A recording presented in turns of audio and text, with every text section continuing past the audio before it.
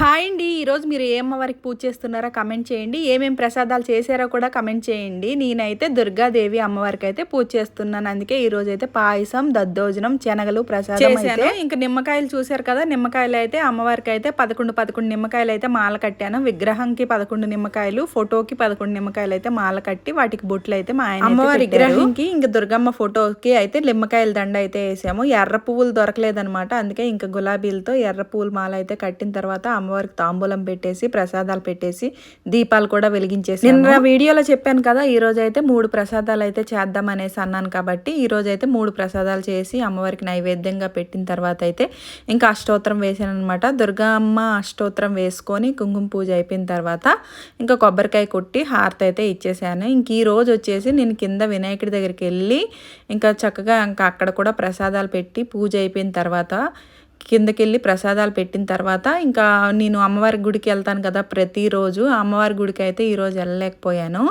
ఎందుకంటే ఇక్కడ మాకు దగ్గరలో మా గల్లీలోనే అమ్మవారి గుడి దగ్గర కుంకుమ పూజ అవుతుందని అంటే మా కింద అపార్ట్మెంట్లో ఒక ఆంటీ చెప్తే ఇంకా అక్కడికి అయితే వెళ్ళాను. ఈ రోజు నేను రెడ్ అండ్ గ్రీన్ అయితే కట్టుకున్నాను. శారీ వచ్చేసి రెడ్, గ్రీన్ అండ్ బ్లౌజ్ అయితే వేసుకున్నాను. అమ్మవారికి రెడ్ అంటే ఇష్టం కాబట్టి ఆ కాంబినేషన్లో కట్టుకున్నాను.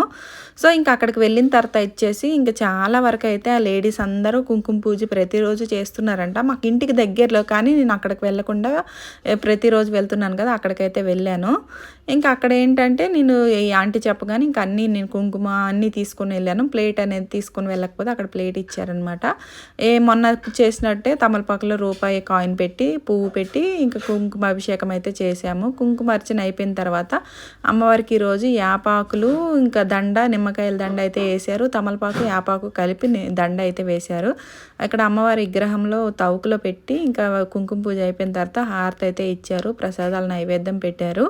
ఇంకా కొబ్బరికాయ ఎవరు తీసుకెళ్ళిన కొబ్బరికాయ వాళ్ళు కొట్టేసి ఇంకా పూజ అయిపోయిన తర్వాత అందరికీ ప్రసాదాలు అయితే ఇచ్చారనమాట ఇక్కడ. సో ఇక్కడ వచ్చేసి 2 అమ్మవార్లు అనమాట. ఒక అమ్మవారు వచ్చేసి నాగులమ్మ అంటారు, ఒక అమ్మవారికి మైసమ్మ అంటారు. సో నాగులమ్మకి మైసమ్మకి అయితే మంచిగా దర్శించుకున్నాము. ఈరోజు అయితే అలా రెడీ చేశారు అమ్మవారికి. ఇంకా ఇంటికి అయితే వచ్చేసాము ప్రసాదం తీసుకొని. కుంకుమ పూజ కూడా బాగా అయింది. ప్రసాదాలు అయితే చెప్పవసరం లేదు, చాలా ప్రసాదాలు ఇచ్చారు. ఇంకా అన్ని రకాలు కొంచెం కొంచెం తీసుకొని ఇంటికైతే వచ్చేసాము. వీడియో నచ్చితే సబ్స్క్రైబ్ చేసుకోండి. Bye bye.